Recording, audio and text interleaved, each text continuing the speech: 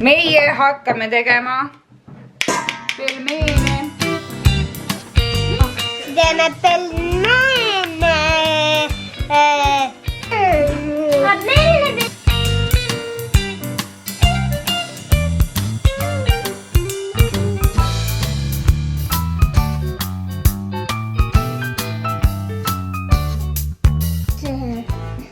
Tulkikus.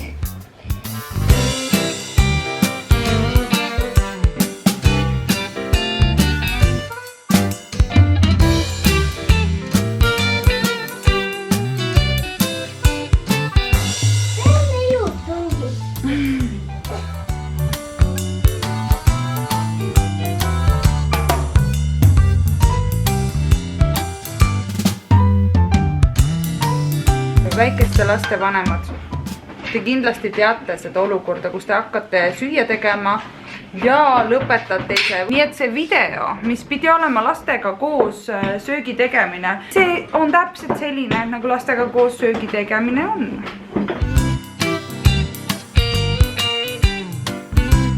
Kodupelmeenide juures on kõige ägedam see, et sa võid ükskõik mis täidist ise teha ja sa võid samamoodi need, kui üle jääb, paned sügavkülma ja oma kodus tehtud tervislik nii-öelda kiirtoit on kohe võtta.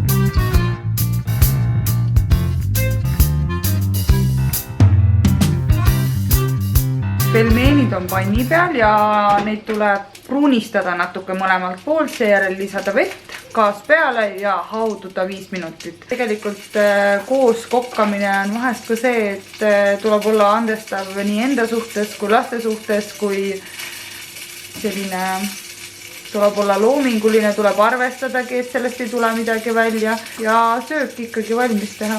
Ja sellegi poolest kutsuge ikkagi lapsed järgmine kord endaga süüa tegema. Meil näiteks on lastele väga meeldib. Mõni päev on selline, kus nad nii hea meelega teevad kõike kaasa, neid pelmeene ja asju me oleme teinud. See on meie selline nii-öelda põhiretsept, mis on hästi lihtne ja kiire.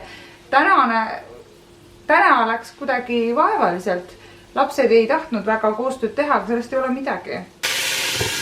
Ja arusaadav, et ega päevad ei olegi ühesugused ja kõik on väga hästi. Aga peaasi, et lapsed saavad rõõmu ja saavad selle osa ja peaasi, et vanemad ei muutu kärsituks. Me ei saa lapsi pildile. See on laste video. Me ei taha pingestada ka, nii et...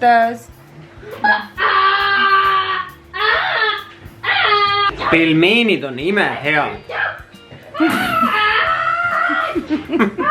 Jaa, pelmeenid on imehead. Ta ei tea seda.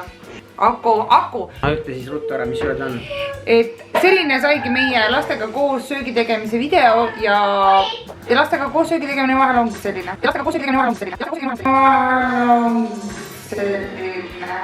Jaa, pelmeenid on imehead. Võib-olla. Võib-olla kohe hakkame proovima. Head isu. Head isu.